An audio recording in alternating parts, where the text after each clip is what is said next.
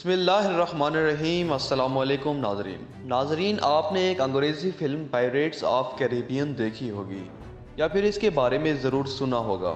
محترم ناظرین، 726 منٹ پر مشتمل اس فلم میں عظیم اسلامی ہیرو خیرالدین پاشا باربروسا کو ایک قزاق کے روپ میں دکھا کر اسلامی تاریخ کو مسخ کرنے کی ایک ناکام کوشش کی گئی۔ امریکہ میں بننے والی یہ فلم مکمل فکشنل یعنی محض تصوراتی فلم تھی جس کا حقیقت سے کوئی تعلق نہیں تھا۔ ناظرین، آج ہم آپ کو خیرالدین پاشا باربروسا کی اصل تاریخ بتائیں گے۔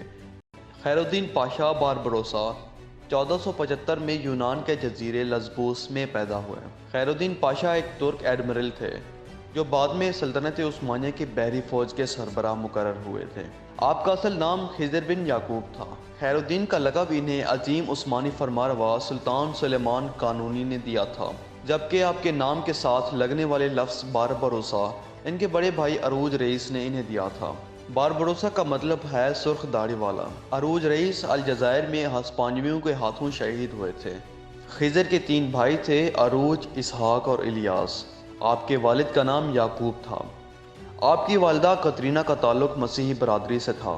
آپ کے والد یعقوب آغا سالونیکا کے قریب وردار کے شہر میں عثمانی فوج یعنی چری کا حصہ تھے۔ چاروں بھائی مشرقی بحر روم میں تاجر اور جہاز ران کے کام سر انجام دیتے رہے، جہاں اکثر ان کا ٹکراؤ جزیرے پر موجود سینٹ جونز کے نائٹس سے ہوتا رہتا تھا۔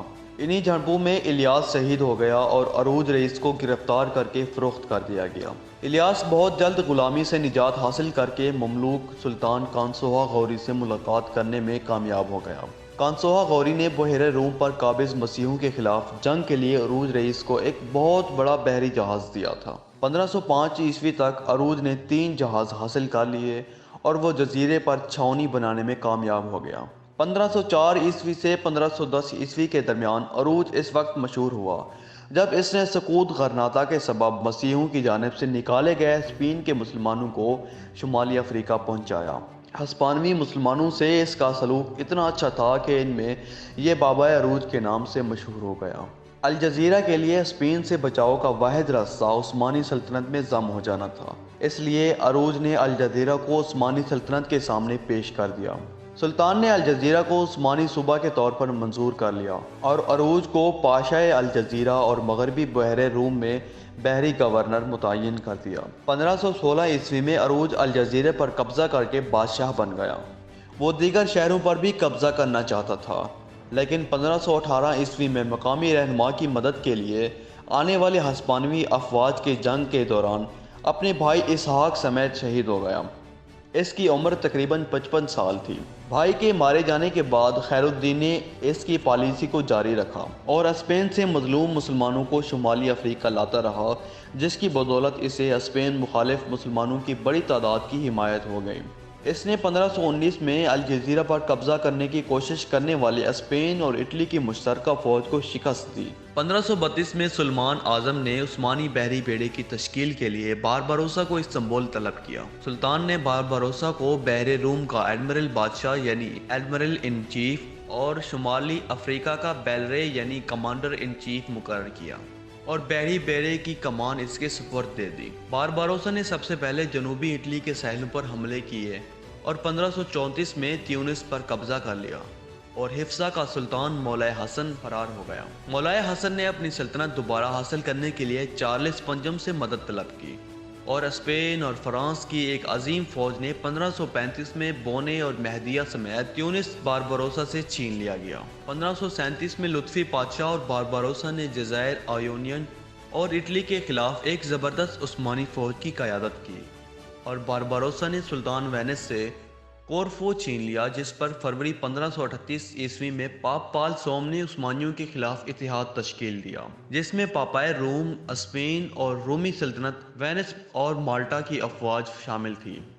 لیکن ستمبر 1538 عیسوی میں باربروسا نے جنگ پریویزا میں اس مشترکہ مسیحی فوج کو زبردست شکست دی، جس کی قیادت اینڈریا ڈوریا کے ہاتھوں میں تھی۔ اس فتح کی بدولت بحر روم میں اگلے 33 سال تک ترکوں کو مکمل برتری حاصل رہی۔ اگلے سال باربروسا نے وینیٹینس سے کاسل نووو چھین لیا، جسے انہوں نے جنگ پریویزا کے بعد ترکوں سے حاصل کیا تھا۔ اس نے بحیرہ آیونین اور ایجین میں مسیحوں کے باقی ماندہ ٹھکانوں کا بھی خاتمہ کر دیا۔ بالآخر وینس نے امن معاہدے کی درخواست کی، جس کے بعد 1540 عیسوی میں سلطان سلیمان قانونی اور وینس کے درمیان میں ایک امن معاہدہ پر دستخط بھی ہوئے تھے۔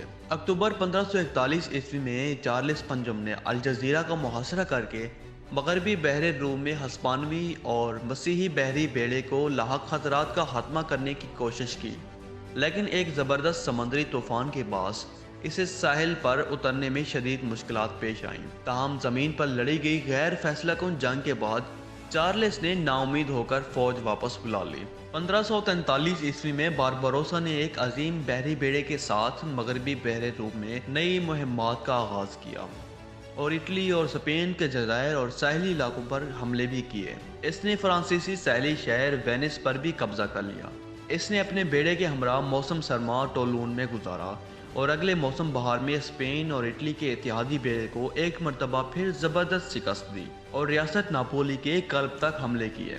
اس نے اطالوی شہر جنیوا پر حملے کرنے کی دھمکی دی، لیکن 3000 دوکات اور اپنے لیفٹیننٹ اور دوست ترگت رئیس کو رہا کرنے کے عوض حملے سے باز رہا۔ ترگت 1540 عیسوی میں گرفتار ہونے کے بعد جنیوا میں قید تھا اور ایک جہاز پر غلام کے طور پر کام کر رہا تھا۔ بعد ازاں اس نے جنوبی فرانس میں اسپین کے کئی حملوں کا بھرپور جواب دیا اور 1544 عیسوی میں چارلس پنجم اور سلیمان اعظم کے درمیان معاہدے کے بعد استنبول پہنچ گیا۔ بارباروسا نے اپنی سوانح حیات غزوات خیرالدین پاشا کے نام سے تحریر کی، جو ہاتھ سے لکھی گئی 5 جلدوں پر مشتمل ہے۔ اس سوانح حیات کی جلدیں آج کل توپ کاپی محل اور جامع استنبول کے کتب خانے میں موجود ہیں۔ خیرالدین پاشا بارباروسا کا انتقال 1546 عیسوی میں استنبول میں اپنے باسفورس کے کنارے واقع اپنے محل میں ہوا۔ اس کا مزار استنبول میں ترک بحری عجائب خانے کے قریب موجود ہے۔ ترک بحریہ کے متعدد جہازوں کے نام اسی پر رکھے گئے ہیں۔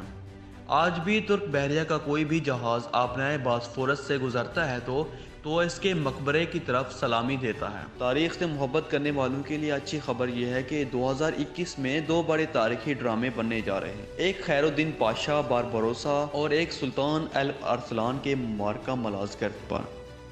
دوستو، اگر آپ نے معرکہ ملازگرت پر بنی ہماری تاریخی ویڈیو نہیں دیکھی تو ڈسکرپشن میں دیے گئے لنک پر کلک کریں۔ ناظرین، اگر آپ کو ہماری ویڈیو پسند آئی ہے تو اسے اپنے دوستوں کے ساتھ ضرور شیئر کریں اور ہمیں اپنی قیمتی رائے سے ضرور آگاہ کریں۔ اپنا بہت سارا خیال رکھیے گا۔ ملتے ہیں قائم میڈیا کی ایک نئی ویڈیو میں، تب تک کے لیے اللہ حافظ۔